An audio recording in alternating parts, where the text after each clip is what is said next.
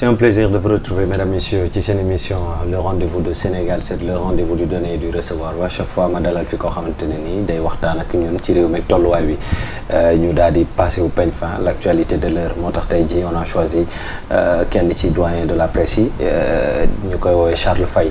Xam ngeen ko journaliste chroniqueur bon loolu sax xam naa ne dinañ ci waxtaan ma ak moom daal en tout cas qualificatif yu bëri na yi ma leen ko mën a présenter mais daanaka doon nekk na koo xamante ne nii dootuma leen ko présenter tey ji moom laa dalalaat ci sama émission le rendez-vous de Sénégal 7 monsieur Faye maa ngi lay nuyu. maa ngi lay fay bu baax a baax Djibril di nuyu ñëpp ñoo xamante ne ñu leen seetaan ak waa kër gi parce que kër gi tam mën naa ne suma kër la saa yu leen ma woowee moom ma ko mënee naa def la pour ñëw quoi parce que dama leen ko amel aussi loolu mooy yoon quoi. En tout cas merci. Merci beaucoup plaisir la ñuy toog ak yow di waxtaan ak yow mais yaakaar naa pare nga pour waxtaan ak ñun tamit ci actualité bi. waaw actualité bi waaw mun nañ si wax y a tellement de choses à dire mais bon coow fu mu bëri rek jàmm nekkatu fa te bon ñu ngi si àdduna boo xamante ne jaxase na lu baax a baax problème civilisationnel yu taxaw. ñun ñuy wax loo xamante ne waroon nañ fekk ñuy wax leneen. Parce que àdduna fu muy doxee nii suñuy xalaat dafa waroon dem si loolu mais bon yàlla dafa def wala ñun sénégalais ak ñoo xamante ne ñoo ko bëggee noonu def nañ ba réew bi bon voilà quoi.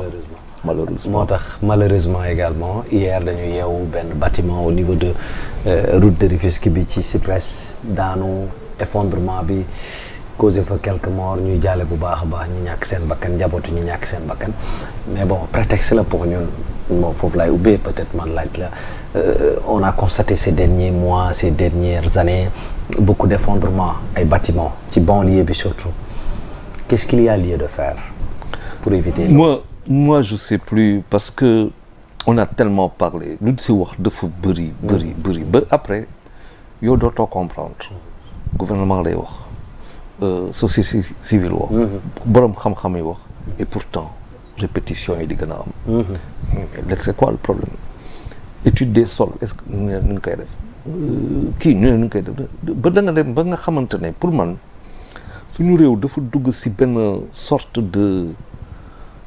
d'anarchie bu doy waar ba nga xamante ne pour mu changer sax dina jafe immeuble buy daanu xamoon nañ ko si immeuble bu ñuy daaneel immeuble buy daanu xam nañ ko si catastrophe nga xamante ne dafa ñëw fekk la fa catastrophe bu doy waar mu ay ndox bi ñëw ak wala yu demee noonu te loolu yëpp tam buy am ay séisme ay chaque fois da nga leen ne d'amplitude telle wala par exemple mu am bii catastrophe ñu ne la ndox bi lu mot millimètres yu daanu ak yu demee noonu immeuble bi amoon na par exemple même c'est pas une raison même si l'immeuble est vieux war nañ ko defaraat waa réfection ak yu demee noonu mais ñun si cours dañuy construire si loolu mu daanu ñu construire mu daanu nga ne mais suuf si lan moo si ne est-ce que suuf si dafa bouger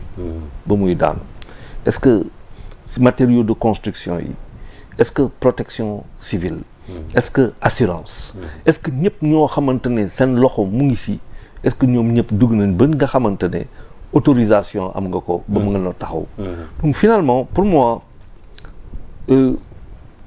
ce qui est malheureux bon il faut espérer mu bañ a am on a parlé de gens qui de 4-5 décès mais est-ce qu'il n'y a pas de gens dans les décombres loolu mën na gis nga donc pour man c'est-à-dire Djibril man dañu arrivé si moment boo xamante ne non il faut véritablement de l'ordre dans ce pays-là il y a un désordre boo xamante ne mu ngi mais à tous les niveaux le désordre est à tous les niveaux de notre pays le désordre est présent et à des proportions incroyables te effondrement yi ñuy dégg des fois dañ naan diw da doon yokk benn étage wala diw da doon créer dara mais à la base dañ koy tegal benn règle boo xam te ni moom la war a appliquer buy tabax mais duñ ko respecter finalement ñun est-ce que nekkuñu société boo xamante ni nii duñu respecter ay normes ñun nous avons créé un Sénégal à l'image de ce que nous sommes nous ba may ñëw maa ngi si taxi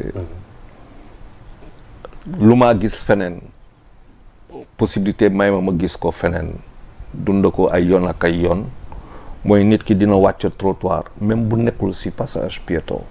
benn tànk bi bu laalee trottoir dañ koy bàyyi ba ñaari yeneen tànk yi laalaat beneen trottoir yi parce que dañu ne kii wërul parce que fu mu traversé waru fa traversé donc dañuy jàpp ko wërul te comme wërul xamuñu lan mooy réaction am dañ kaa moytu. fii passage piéton duñ la may nga traversé. Pourquoi? Parce qu'on n'a pas l'habitude quand on vient de ralentir, prendre son temps, may ki nit ki jaar amuñu jot boobu. C'est comme nous sommes formés. C'est-à-dire c'est notre formation, c'est notre éducation, c'est notre discipline, c'est notre formatage moo indi lii yëpp tey. moo indi coow bi bëri yenn respect yi. boo demee keroog boo demee médecine ñu wax la lu fa doy waar. boo ñëwee tali ñu wax la lu fa doy foo munti dem da ngay trouver loo xamante ne actuellement. Ça pose un problème de conscience, ça pose un problème de comportement, ça pose un problème de discipline, mais lu si gën a am solo quoi, ça pose un problème boo xam ne newu fii, ça pose un problème de gestion de notre quotidien par ñoo xamante ne ñoo ko war a gérer. Quelqu'un qui monte un immeuble dañ lay wax xam nga doo wax 7 étages ay niveau la. Parce que dafa am lu ngay gis si kaw mais dafa am loo xam ne gisuloo ko si suuf la jëm. si suuf tam niveau la. -1 niveau la, -2 niveau la, -3 niveau la. boo defee -3 ba pare def 5 c'est pas 5 étages c'est 8. c'est 8 niveaux mais dafa am lu mu laaj. c'est compliqué lu mu laaj mooy que war nañ xool suuf si. lu mu laaj mooy que nit ñi war nañ liggéey war c'est-à-dire et l'État rate pour moi à mon sens l'État rate ay occasions yu bëri pour se faire beaucoup d'argent. Parce que aussi la vérification a un coût, le contrôle a un coût, le suivi a un coût mais kan moo koy fay. En dehors du contribuable mais am na ay coûts yoo xam ne da nga koy fay. mais koo xamante ne da nga koy loolu yëpp mais tey bu ñu taxawoon tey par exemple que l'État du Sénégal décide de faire la cartographie de tout ce qui est construit au Sénégal. defe naa à un moment ñu ngi ko doon def. di circuler si yenn yu circuler mais man gis naa leen ñu circuler. mais dama gis ay xale yu circuler yoruloo caméra. yoroo caméra yoroo da ngay ñëw ni toog xool dem rek mais ça montre rek que bon voilà même dans le. c'est que ça montre quoi. Voilà. D'accord en tout cas beneen bi mooy pour aborder un peu ñu dugg ci actualité politique bi on a vu ces derniers jours également l'actualité a été bien fournie en matière de politique justement ñu gis une partie de l'opposition je veux nommer tout simplement waa Yewwi Askan Wi faire le déplacement aller jusqu'à Touba dem seeti le khalife général kullu murid ñu koy ñaanal mu yàgg fi am wér gu yaram amiin comme képp koo xam te ne nii rek xalif nga wala tamit waa jàngu bi ka leen ci ñëpp daal ñu ngi leen di ñaan gudd fan ak wér gu yaram mais Serigne Mountakha am lu mu jël jox ko waa Yewwi Askan Wi pour sàkku ci le leader Ousmane Sonko ngir mu bàyyi xiifal bi mu nekkee déjà avant ñuy commenter loolu quelle devrait être la relation entre politique ak les religieux. Bon, déjà dire aussi qu'il y a d'autres personnes qui sont parties. Il y a Yewwi Askan Wi, moi je sais que Pierre Atepa Goudiaby, je sais que d'autres personnes se sont déplacées. Et quand on dit Pierre Atepa Goudiaby, ça sonne quand même chrétien. Il est allé voir. Donc cela veut dire rek quel est le Sénégal yoo xamante ne ñenn yi moom lañ bëgg. Tout à fait. Et cette image, elle est très forte de cette photo de Pierre Atepa Goudiaby. Et ça, c'est magnifique. C'est ce Sénégal-là qu'on connaît. Maintenant, quand on associe les religieux politiques Sénégal, mënoo dindi politique Sénégal religieux amul de jusqu'au moment boo xamante ne la colonisation les masses la pénétration des masses ñu xool lu ñuy def ak tout ça cela s'est toujours fait avec quand même quelque part des discussions qu'il y avait avec les religieux. Il y avait des discussions mais il y avait aussi des tensions. Cela s'explique par exemple avec Cheikh Ahmadou Bamba, les tensions avec les Français, n'est-ce pas? Donc le politique a toujours été à côté du religieux, où le religieux a toujours été non loin du politique. Donc on ne peut pas venir aujourd'hui nous dire que loolu amul. Maintenant c'était à un moment les politiques vont voir les religieux parce qu'ils savent que les religieux ont un discours, am nañ discours religieux yi am nañ ay nit am nañ wax am nañ ñu digal ak yu demee noonu ba affaire yi avancé ba nga xamante ne religieux yi ci ndigal dootuñu fa dugg bàyyi nit ñi def selon leur conscience leur appartenance politique leur conviction politique ñu dissocier affaire yi si biir affaire bi précisément day montrer la solidité et l'ancrage de loo boo demee ba réer boo xamatul foo jëm da ngay dellu si loo xam fii Sénégal da nga xam say njiit nga nekk politique ak koo mun ci doon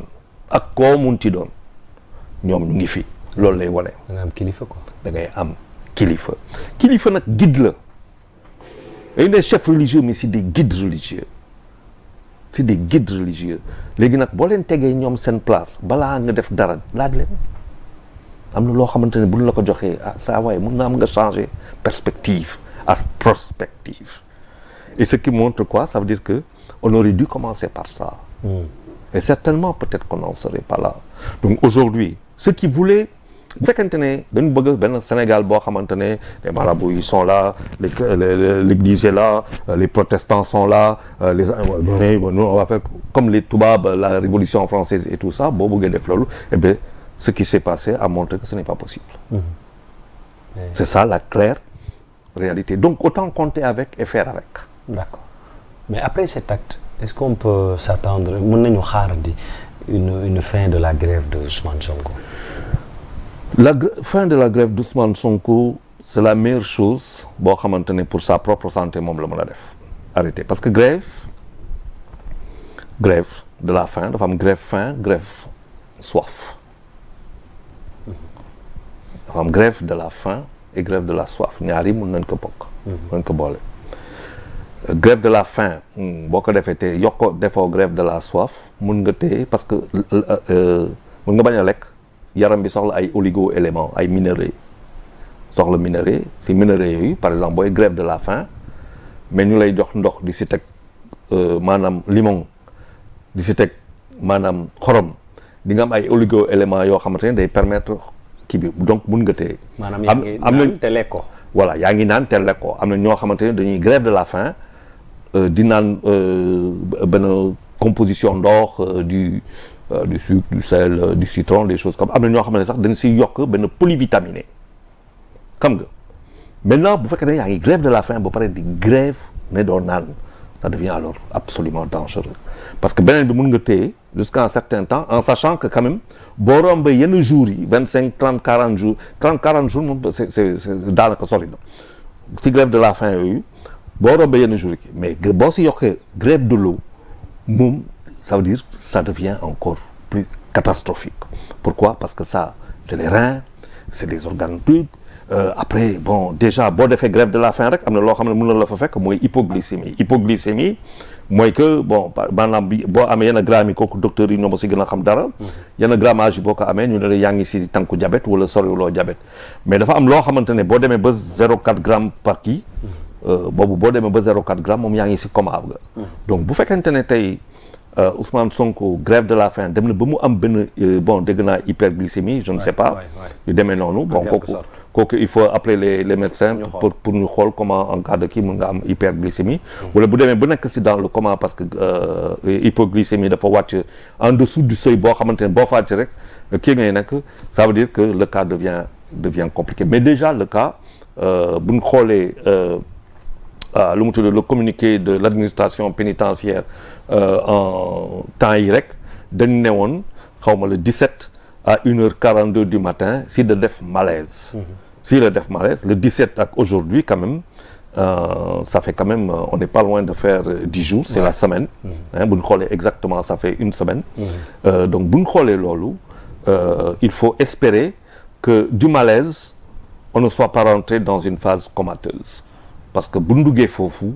cela voudrait dire que c'est très sévère et si c'est sévère voilà il ne faut pas souhaiter à Sonko que l'affaire se complique pour lui pour sa famille pour ñu ko gëm parce que ñu bëri gëm nañ ko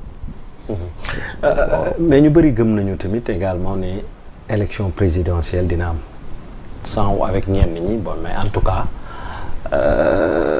il y a un candidat mooy Khalifa Ababacar Sall mais surtout Karim Meïssa Wade coow jug ci ay nationalité selon bu ñu sukkandikoo ci yenn ci bind yi am ci réew mi ñaari nationalité ku ko am en principe sa bokk day xaw a takk suuf. non sax mënoo bokk. loolu noo koy jàngatee. non c'est bu fekkee ne moi je peux pas être candidat moo tax looloo tax mënuma nekk candidat et je l'assume. kan yow waaw mais sinon j'aurais été candidat. Ah bon? Parce que ñii gisuma fi koo xamante ne oui parce que oui pourquoi pas. Quand je vois tous ceux qui je dis bah, si tout le monde est assez fou pour devenir président de la République, je peux pas faire partie de ces fous-là. Je suis fou aussi. C'est aussi simple que ça. Non, maintenant disons-nous les vérités. Bon, Karim Wade est né en France. Naissance de sol. Qui en fait en français. Ah, d'accord. Naissance de sol selon les lois françaises. Qui en fait en français. 1er septembre. Ok. De mère française. Ok. De père sénégalais. Oui, d'accord. Oui. Son père n'est pas né je ne sais pas s'il est né il n'est pas né dans une commune française. S'il était né dans une colonie qui appartient, dans une commune, et il y avait 4 communes françaises. On est d'accord. Oui. Donc, Gorée, Saint-Louis, si je ne me trompe, Rufisque, Dakar. Oui, d'accord. Donc, Karim, s'il est français, il est français de sol, et peut-être français, mais loolu xaw ma si dara. Mais lu ma si xam mooy que bu fekkente ne il est français de sol et qu'il n'a pas renoncé à sa nationalité française. c'est ay moment yu ma ko naroon renoncer. dafay jafe si moom mën ko renoncer tey. mais man wax bi yëpp c'est que man ba léegi xalaatuma que Karim bokk si présidentielle bi. je l'ai dit à plusieurs reprises. je vois mal Karim Wade pour qui j'ai un énorme respect, beaucoup d'affection même. Mais pourquoi? Mais parce que tout simplement, Karim Wade venir voir les Sénégalais à 4 mois des élections et dire aux Sénégalais je veux être votre président, Karim du ko def. Vous pensez? Ah, il a une haute estime du Sénégal et des Sénégalais et de lui-même aussi, parce qu'il a souffert. Alors qu'on annonce pour bientôt son retour. Les gens annoncent son retour depuis comme Mathusalem. Tout le monde dit tout le temps il vient, on l'a pas vu. Karim aujourd'hui c'est voilà, on en parle beaucoup, mais moi je suis convaincu que Karim ñëw toog xool Sénégalais à 4 mois. 4 mois élection ñëw ne leen oui vous allez devoir voter pour moi parce que je suis le meilleur profil qu'il y a ici et je suis le candidat qui va vous sortir. Mais avant de venir, il y a ces partisans ñu ngi koy baliser le terrain. Mais ces partisans ils sont 400 000, ils vont. 400 000. Oui, ils sont 400 000, 500 000. Peut-être qu'il peut en rajouter un ratio assez qui. Il y a minimiser l'électorat de PDS. Non, mais bon, je veux dire, de PDS, on ne l'a pas vu en 2019, à la présidentielle. Il dit revenir en force. Ben voilà, mais ça, c'est à la présidentielle qu'on va le savoir. Lan mooy chance am finalement. Non, man, c'est pas que je parle de chance, mais moi je ne vois pas Karim venir dire aux Sénégalais je veux être votre président. C'est trop court. Le timing quoi. Le timing est trop court et qu'est-ce qu'il va dire? Qu'est-ce qu'il va nous dire dans un environnement qui n'est pas facile? ñu ngi ci jamono boo xamante ne nga wax nit sax lu c'est-à-dire dëgg bi dafa jafe nit yi duñu la dégg parce que réew bi dafa nekk ci benn situation bu complexe. Le prochain président de la République mais kooku ay problème rek lay dund. Parce que c'est difficile bu fekkente ne prochain président bu fekkente ne il est issu de la majorité actuelle mais le pays avec la recrudescence maanaam migration pas clandestine autant pour moi irrégulière problème mu jeunes yi ak loolu yëpp mais boo amul réponse immédiate ci loolu mais loolu vague buy ñëw dal sa kaw la bu fekkente ne keneen moo ñëw jël te amoo réponse appropriée peut-être que dina la boo bokkul si l'actuel appareil le régime boo bokkul si ñoom peut-être que nit ñi mën la toog mën la ay quelques mois nga téye ñoo war a téye tëj ñoo war a tëj par exemple la vindicte populaire ñëpp a kontaan mais au bout de quelque temps les gens vont te dire bon ok maintenant il faut régler nos problèmes dans un environnement sous-régional pas du tout évident tubaab yi kii c'est-à-dire on a tellement de problèmes yoo xamante ne moi je donne président si jamono yi après Macky Sall mais lu gën a metti amul du ko. Justement lan moo war a nekk la réponse immédiate bi nga xamante ni le prochain président war na ko teg ci table bi wala teg ko ci loxo sénégalais yi. fu mu ne nii déjà président Macky Sall bi du dem bu fekkente ne orientation budget bu dëgër mu war parce que sous son magistère lañ koy voté octobre novembre ñu voté budget bu fekkente ne teg nañu lu am maanaa si wàllu jeunesse et ambitieux parce que il faudra beaucoup d'argent avec des programmes yoo xamante ne sur le terrain nit ñi mën a gis nit ñi mën a xool nit ñi mën a changer avec un programme keneen ki ñëw nag président yóbbu ko quinquennal triennal moo xam pour yóbbu ko bu dee président mën na impulser loolu mais bu dee loolu amul le prochain président qui arrive il va vivre des moments extrêmement difficiles au point où les gens vont regretter Macky Sall et je lui dis déjà ça. Ah oui, ce que je vois venir man mooy dans cet environnement civilisationnel en plein doute là sous-région bi di boy et c'est pas pour rien que mu am lu am c'est pas facile de. Oui, c'est pas facile et lan mooy expliquer également jusqu'à présent quelques jours ñuy war a dem ci ay parrainage wala quelques mois wala quelques heures tout dépend de nu ñu ko mën a woowee mais ay waxtu rek des ñu yegg ci période boobu noonu la mouvance présidentielle mënul am candidat wala mënuñu ko xam. Mais boobu ça me surprend pas. Pourquoi? Parce que ça me surprend pas. Le président était parti sur 4 personnes 5 personnes après ñu dem 11 personnes l'éclatement même waxuma la sax Benno Bokk Yaakaar mais éclatement même de l'APR président xam que bu waxee nit ñi di gën a dëgëral nii man damay bokk par force man bu ma kii damay defi lii damay def lii damay def ay sorties récemment. waaw y a des sorties assumées. Des sorties assumées.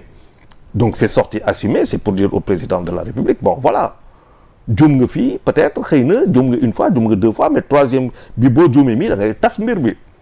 te boo ko tasee bon chacun assume muy assumer donc président xam na loolu. Donc, à partir du moment où il prend la décision de manière immédiate, avec tout ce qui se passe là, donc qu'est-ce qu'il va faire? Il va se donner du temps supplémentaire. Mais ça veut dire, les observateurs le savaient. Le président, tout ce qui est en train de se faire là n'était pas préparé. Donc, ça veut dire quoi? C'est improvisé là. Waouh, mais bon, ça montre beaucoup de choses. Il y avait beaucoup qui n'avaient pas compris que le président Mounoul Bok, ça a été la grande erreur de Benno Bokk Yakaar. Il fallait travailler sur un plan B avec la non-participation du président au prochain joute présidentielle. L'erreur stratégique, elle est de ce côté. C'est une erreur stratégique. Ouais. Mais parce que c'est que président lu bokk théoriser wax ko théoriser ko teg ko ci kaw table bi toog di xool nii ne pourquoi mënul bokk ñoom nga bëgg a toog ne par force day bokk mais écoute bokkul. Donc du coup personne n'était préparé à ça et comme on n'est pas préparé à ça ben mu indi loolu donc président dina xaar le moment opportun pour toujours rester maître à bord aussi parce que tant que décidé wul c'est le patron. bés bu décidé. nekkatu ko. kon moment bu décisif lañ nekk ni ci. Donc mais le président quelque part aussi dans sa tête. xam na lan mooy président ñeneen ñi ñoo ko xamul moom jaar na si. Parce que déjà beaucoup de candidatures. Oui, mais combien de présidentiables? Beaucoup de candidatures, mais combien de présidentiables? Le président sait c'est quoi être un président de la République. Mais de décrédibiliser le poste là. Mais xam nga ñun dañuy foo ak loo xamante ni moo dafa mel na nga jël avion teg si pilote.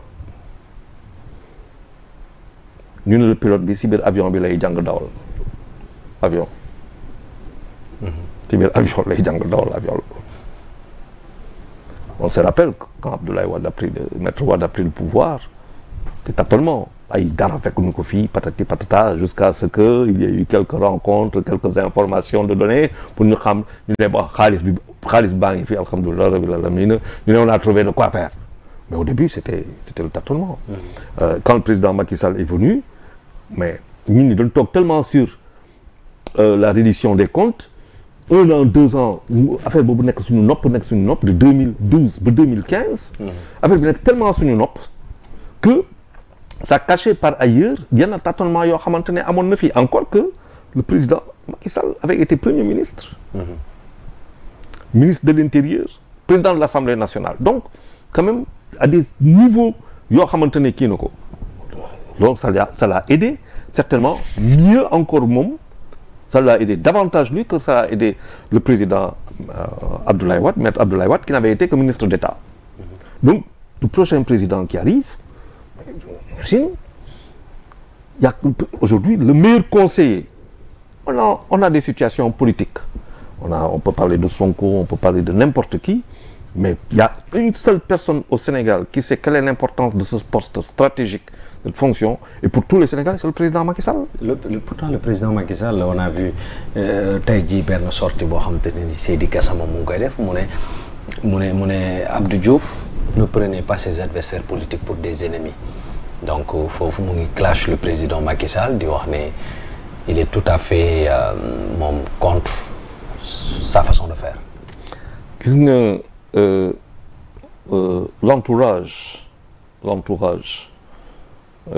l'entourage d'un président, ça doit être un entourage dans lequel on peut compter des humanistes. Dafa am solo. Abdou Diouf, président Abdou Diouf, dafa amoon moment def naa waxoon naa ko fii am na bés boo xamante ne maître Abdoulaye Wade leader d'opposition war a dem Thiès affaire bi tar mu xam ne que bu jaaree Rufisque feu Mbaye Jacques Diop mu ngi ko fay xaar. mais faut voir ce que le président de la République a fait. Il a fait un jalonnement pour éviter Caillasse. Président de la République Abdou Diouf. À l'époque, créer les conditions pour que maître Abdoulaye Wade puisse passer Rufisque arriver sans qu'il y ait casse. C'est dire l'importance boo xamante ne de chef d'État un homme d'État da koy jox sécurité wu réew. N'est-ce pas? Parce que boobu dara bu xew dara Abdoulaye Wade rek dëkk bi jaxasoo. Donc qu'est-ce qui a amené le président de la République? Quels sont les conseils yoo xamante ne teg nañ ko ban jeu politique lañ def ba nga xamante ne gisatuñu intérêt Sénégal dañ gis intérêt du moment, intérêt des personnes. Et ça malheureusement sous le magistère du président Macky Sall loolu dafa bokk ci lu ko gaañ. D'accord. Parce que tey xam nga lan moo gën a metti tey on demande à des Sénégalais de choisir entre des gens qui n'ont pas maille à partir avec la justice pour des idéaux ak yu demee noonu mais parce que kii il a fallu ñu dem voter Assemblée nationale pour que mu mun a bokk si kaw lan dañ ko tëjoon kaso ñu ne xaalis koppar. ñu ne doomu ancien président CREI ñu ne koppar Ousmane Sonko ñuy wax ay affaire u mœurs et des gens qui peuvent nous diriger. Donc ça montre quand même que on fait parfois des choses, on insulte l'avenir. Pour man daal bon Sénégalais ñun on revient à ce qu'on s'est dit au début quoi. Oui. Notre formatage. Voilà quoi les projections qu'on doit faire loolu yëpp bu ñu ko defoon tey duñu am problème yëpp.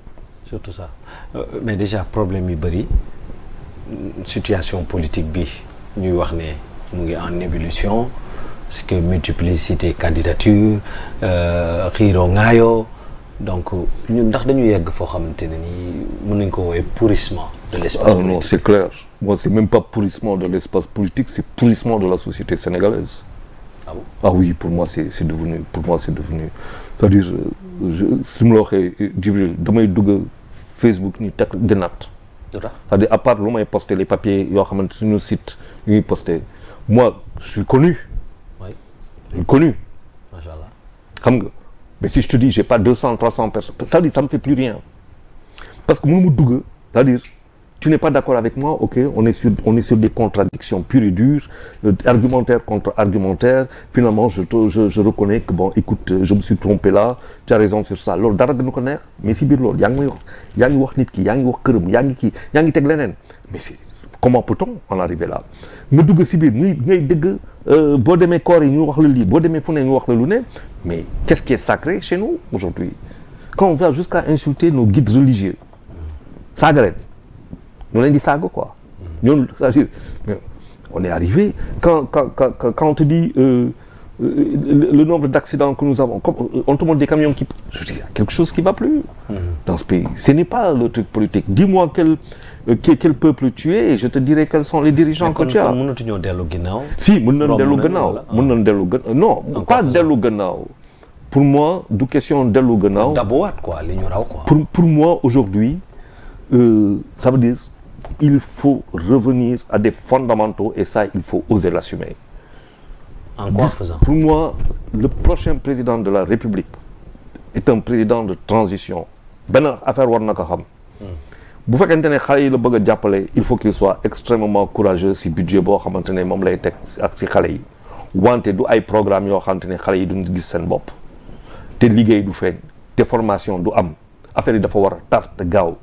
il nous faut aujourd'hui aller très très très vite avec des raccourcis wante si kaw discipline nga koy def gis nga réew bi damaa ne mënuñu toog Sénégal ñi ngi ne dañuy bañ a làkk français te amuñu xam-xam bu ñuy jàng si kaalaama wolof mënatul ne xam-xam boo ko bañee si kaalaama français te jàngoo ko si wolof mooy amoo xam-xam réew bi nañ waxante dëgg fa lañ toll tey da ngay toog di wax ak ay xale nga bëgg wax français xamuñu si tous ma ne d'accord naa mais kaay nañ dugg si wolof mètre cube loo koy waxee si wolof équerre loo koy waxee si wolof compas loo koy waxee si wolof règle loo koy waxee si wolof ñun on est en train de ça veut dire moi il y a un inversement de notre pyramide Sénégal boo xamante ne foo munti dem dans le monde bu ñu toogoon boo ñu toog xoolee dafa nu ñuy xoolee respecté ñu on est devenu maintenant kenn ñu ñuy xoolaat bu ñu toogee def journal télévisé français c'est une catastrophe munoo wax jeu il est grand temps qu'on se parle ou on étudie en wolof ñu def yëpp wolof dugal suñu biir mind philosophie dugal suñu biir mind suñu cosaan suñu lépp jàng ñu lépp ñu jàng mathématique observe jàng sciences naturelles mathématiques chimie physique philosophie géographie histoire sciences de la terre tout ce qu'on veut on apprend ça en wolof on est d'accord léegi quand tu as 15 ans 16 ans 17 ans magnifique tu sais tout ce qu'il s'agit tu sais comment on dit 3 mètres tu sais faire tous les calculs ok tu apprends l'anglais tu apprends le français et tu deviens compétitif voilà ñu xam lu ñuy def mais mënuñ toog si réew boo xamante ne xam-xam aura des pâquerettes parce que nga xam ko fa nga lire wax ma kan moo xam nga Djibril moi je me demande est-ce que nous on se rend compte de ce que nous sommes en train de faire dans notre société de nos enfants ñu ne la déperdition maanaam taux d'achèvement scolaire xale booy àgg 16 ans nga dem ba 16 ans 15 ans 16 ans nga dem ba 3e seconde ñu ne la lan la ñu ne ñaata ñoo dem ba terminal ñu ne ñaata ñoo dem ba terminal ñu ne ñaata ñoo dem ba université ñu ñëw ñu toog wax ak yow nga def benn audition entretien je vous invite à aller voir toutes les sociétés intérimaires qui sont dans le recrutement et vont vous dire tous les gosses qui viennent c'est une véritable catastrophe mais comment qu'est-ce qu'on va faire on se dit pas nos vérités. mais Charles la nga bëgg exactement quoi. non man lu ma bëgg leer wolof bi. non lu ma bëgg bëri dañoo jàpp ne selon des observateurs que ne le fait ñu bañ a def école bi mu nekk école wolof. waaw moo tax taux bi mel ni mu mel. d'accord naa ñoom wax nañ loolu moi ça m'intéresse pas ça moi ce qui m'intéresse c'est comment changer les choses. moi je suis pas dans l'observation pour dire ça ne va pas ça ne va pas ça ne va pas. moi aujourd'hui je dis quand on va prendre nos gosses là on va les former. On va prendre. Aujourd'hui, il faut que nous, Sénégalais, qu'on dise, quand tu es maçon, tu es le meilleur maçon de la sous-région, voire de l'Afrique. Ku la xool daf la war a ñee. si sa doxalin, si sa kii ak club, kal mooy ñëw maçon, mënuma nag maçon da nga war a sol yére bu bleu wala bu rouge wala bu orange n'importe quoi mais maçon kal mooy defar yére boobu. du Sénégal lañ koy ñëw. coton bi fu muy jógee. du Sénégal lañ koy béy. dal bi fu mu jógee du mexe lay jógee tu crées un écosystème du maçon de tout ce que le maçon porte jusqu'à la casquette tout est fait au Sénégal tu commences à faire de l'économie tu commences à comprendre quelque chose à l'économie tu commences à avoir un esprit sénégalais made in Sénégal par des Sénégalais ouais, on est loin de tout ça on est là en train de parler on est en train de faire du truc on est très loin on est en retard oui on est en retard ça veut dire il est grand temps qu'on se dise nos vérités da nga bëgg benn xale tey ñëw mu toog nga jël ko menuisier ma formé ko loolu yëpp mais ci lan laa koy formé kan moo koy formé formateur boobu kan moo ko formé ci lan lañ ko formé tu as 17 ans tu viens tu ne sais ni écrire ni tu ne sais pas écrire tu sais pas et je dois te former je dis tey ñu xool xam nga y a tellement de choses tous les gosses qui sont revenus parmi les gosses qui sont revenus mooy ñoo xamante dañ dem gaal wala ñoo xamante dañ jógee bitim réew ñibbi si Sénégal mais xam nga ñaata on a essayé il y a des gens qui travaillent ah jëm jël xale yi jëm leen dugal si ay lu mu tudd yóbbu leen fii yóbbu leen feneen si ay entreprises pour leen recaser mais bu ñu ñëwee ne booy qu'est-ce que vous savez faire booy xamuñu dara sur 200 et quelques on te dit il y en a 7 qui savent faire quelque chose il y en a 7 ñoom ñoo jàng métier mais comment veux-tu avancer mais c'est normal. Je comprends. Donc si on est là à perdre notre temps, moi quand j'entends de plus damay toog di wax mais bon damay gént wala peut-être c'est moi qui suis totalement à côté de la plaque et si c'est le cas bon je suis assez fou pour être président. D'accord. En matière bon puisque déjà ñoo ma signale que vraiment li ñu dese woon ci temps bëreetul mais mënuma bañ a aborder également la question sur l'international puisque tout à l'heure yaa ngi koy wax affaire ay gaal ak yooyu noonu mais cette fois-ci man damay dem Russie. Bon on nous parle des partisans de Wagner yi nga xamante ne maintenant orphelin lañu ginnaaw bu seen chef ñu jàpp ne dafa décédé bon c'est pas jusque là. Vous ko yow ndax gëm nga déjà l'information ak également ndax mën nañu wax ne sifflé nañu fin wu coow yi. Bon xam nga les BRICS se réunissaient les BRICS. Oui. Brésil Russie. Inde Chine South Africa. ñoom ñoo ko teg au début c'était pas BRICS c'était BRIC. Après South Africa ñëw. bokk ci créer benn banque de 201 banque de développement 250 milliards de dollars. ñu ngi xeex pour un nouvel ordre économique monétaire mondial. Même voire un nouvel ordre mondial économique. ñoom ñuy daje quoi si biir loolu ñu indi Sénégal dem président Macky Sall si biir loolu ñu enregistré ay arrivées yu bees. c'est enregistré arrivées yu bees mu am ay Sénégal ay dëkk réew Afrique comme Égypte. Sénégal ñun PMA la ñu xam suñu c'est-à-dire wax bi bëri na lool mais nañ xam nous sommes un PMA quand bien même il y a des perspectives mais liggéey bu bëri moo ñuy mun a may ñu décoller très rapidement. ñoon bu ñuy def loolu mais pour que BRICS am taxawaay dëgër il faut que mu am ay zones yoo xamante ne jàmm moo fay nekk parce que sinon day créer instabilité si biir BRICS.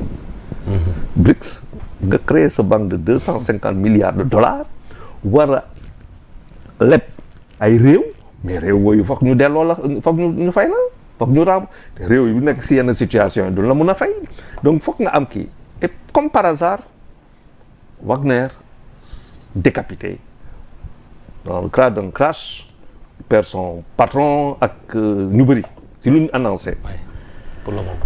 waaw si lu ñu annoncé et il y a les BRICS qui sont en train de faire donc et quand on sait que Wagner est une menace pour la Russie dans les pays fu mu nekk dem ba di xeex ak ñoom il n'est pas bon maintenant on est en plein on peut être dans la fiction espionnage et tout ce que l'on veut mais c'est du déjà vu. Oui, ces choses-là, c'est du déjà vu. Quand vous croyez thèse? Ah, moi, bon, je dirais rien du tout avant qu'on me parle de diffamation. D'accord. Mais j'ai lu suffisamment de livres de fiction pour savoir comment Comment ça se passe? Pas comment, bon, pour savoir quand on veut changer les choses, les accidents sont parfois bon. Mais je n'accuse personne. Gars ñu ngi renvoyer ci yeneen yi ay réactions parce que Poutine sax def na réaction bon il y a pas mal de réactions yu ñu jot mais quand même bon nañu xaar rek comme ni nga ko wax ba xam nan la wànnent di mujjee ak ay gëtëm. Bon justement on est à la fin de l'émission tey jii assise de la presse am. Presse bi ban presse nga nekk di xaar sa réew ak également cette rencontre là lan nga ciy xaarandi. Moi je rêve d'une presse quatrième pouvoir je rêve d'une presse boo xamante ne non seulement quatrième pouvoir mais day dem ba moom ak pouvoir judiciaire ñu tolloo ñu méngoo. ñu bokk doole. Parce que l'avenir de l'Afrique ne peut pas se faire sans des médias qui sont autonomes. Puissants et riches. Et riches avec des spécialisations parce que fu ñu dem ni tey le journaliste tey nekkatul un généraliste. C'est un spécialiste. Surtout boo waxee sport duñu la wax sport dañu ne football ñu ne sax ba ne la football de salle bu ñu nee basket ñu ne ba ne la basket nii voilà boo nee rugby ñu ne le journal aujourd'hui il doit tendre vers ça surtout le journaliste africain. Parce que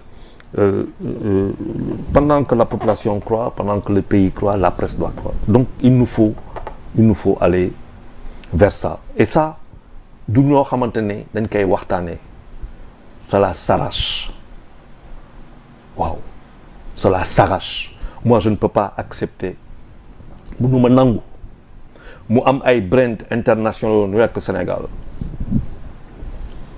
seen réew wala si dëkk yi tubaab yi ñu ne lu ñuy jox presse foofu duñ ko caaxaane ak lu ñuy jox communes yi duñ ko caaxaan ici c'est des miettes ay sarax la ama Sénégal tey ñuy wax 17 milliards 20 milliards 25 milliards mu am luy dem si biir lu mu tuddoo hors média mu am suy dem lii yenn ñu am doole yi di ko xëccoo le jour on me parlera on me dira que le directeur le patron de par exemple d'un groupe de presse il a un jet privé boo xamante ne boo xam ne doo am crash doo am on ne sait jamais mun a dem fu mu bëgg a dem jour boobu nga xam ne que am nga presse waaw parce que boo demee dëkk yu mag yooyu seen boss les patrons de presse waaw moi j'ai eu la chance de visiter l'un des plus grands c'était Chabot qui tirait 6 millions le matin c'est au Japon 6 millions le soir aujourd'hui je crois ils sont à 12 millions le matin 12 millions l'après-midi plus de 98 limousines à l'époque lu ma lay wax nii et ça fait plus de 20 ans 5 hélicoptères jet et tout waaw lu bés bu ñu amee loolu il faut voir grand donc moi les assises pour parler c'est très bien mais pour moi un quatrième pouvoir di ko ñefe avec la justice des journalistes qui sont waxuma la bien payés de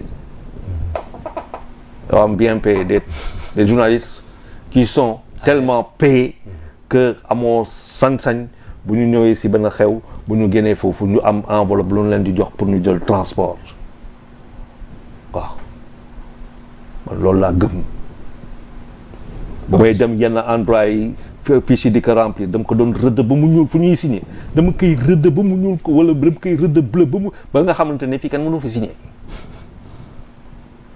waaw donc il faut qu'on ait une haute estime et c'est bien de se rencontrer moi je félicite tout ça mais on doit avoir un fonds pas de notre fonds il doit être au moins de 30 milliards de 100 milliards et puis voilà maintenant si on a ce fonds là je dirais qu'on a que le Sénégal on a aussi en tout cas c'est un plaisir ma dalal lan ngay jeexale wala lan nga bëggoon aborder te jotuñu ko aborder. Non moi je suis très content de venir ici parce que je vois des machallah law la cat kii day woon lu bëri et je vois la progression je vois dama leen di kii voir di inspirer aussi si lu ngeen di def parce que vous êtes lu bëri lu may def tey yéen a ma ko inspiré de vive voix avec des conseils et machallah quoi donc moi je vous exhorte à continuer comme ça kër gi di gën a màgg et puis bon di nuyu ñëpp ñoo xamante ne ñu leen di seetaan di ñaan jàmm suñu réew ak di ñaanal képp koo xamante ne si réew bi suñuy kilifa yi les guides religieux toute confession confondue toute confrérie confondue di am benn attention particulière pour Touba parce que ren daa tàng dañ def lépp loo xamante ne waaw daa tàng trop nan def lépp ba nga xamante ne ndox bi dina fa yomb nit ñi dañ koy soxla ba pare si yoon si nit ñi moytu bu baax a baax dem ak jàmm dellu si ak jàmm seen kër nga dem màggale man waaw mais xam nga waaw man nag sëñ Touba fa ma kaa teg richesse la si man quoi si ñun waaw xam nga bés boo def na nga màggal sëñ Touba parce que il nous a beaucoup donné il nous a donné un islam avec les autres qui fait que moi le chrétien je suis le fils de Touba je suis le fils de Tivaouane et tout ça donc waaw mais ça c'est une question de cœur su ma waree dem tam foofu moom star laa fay nekk kooku lu ñoom Bouba Ndour ñoom ñëpp mais bés boo ñëwee to ñu xam ne que saa waay bokk yow yaa nekk ci kanam man maa ngi nekk ci kanam maay star Charles li dama rek mais merci beaucoup en tout cas yoo ko moom dinañ ànd ak moom ñu dem ba Touba incha allah ñu xool ndax mooy star bi wala gars yi waa Touba ñu xaar la yaa ngi ñëw a leen di nuyu bu baax a baax merci beaucoup en tout cas Charles Faye nekk kenn ci mais journalisme gi yaa ngi ci ba tey de Wow, bah ici, attends, moi j'ai pris ma retraite du groupe Futurs Médias, mais j'ai Madère TV, c'est l'occasion, merci de me permettre d'en parler. Madère TV, c'est un web TV, Madère Post, site d'information générale, et il y a Madère FM, la dernière, un groupe digital. D'accord, c'est en tout cas, sant yàlla. Bon succès en tout cas pour la suite. Merci beaucoup Charles Faye nekkoon suñu gan tey ci le rendez-vous de Sénégal 7, le rendez-vous du donner et du recevoir ci Sénégal 7 di gërëm bu baax a baax ñi fare woon ci xarale gi tuuti Babacar Sané ñoom ñëpp en tout cas du côté également de l'administration ñoom Boub ñoom ñëpp ñu ngi leen di jaajëfal du côté de la rédaction de la production ñoom Djili Mame Diarra tout le monde pour ne pas citer ñëpp rek mais en tout cas jàppale ne ñëpp ñu ngi leen di jaajëfal bu baax a baax yéen ñi doon seetaan également grand merci à vous 1000 merci sax laa leen di wax à vous yéen ñi ñu doon seetaan en tout cas gis nañu commentaires yi gis nañu également réaction yi merci continuer leen di def noonu aimer leen partager leen ñu àndandoo ak yéen atteindre l'objectif fixé. On se donne rendez-vous demain Inch'Allah, même heure, s'il plaît au bon Dieu, ci beneen numéro Sénégal, rendez-vous de Sénégal 7. Mais d'ici là, restez branchés, scotchés, jamais déconnectés. Merci, au revoir.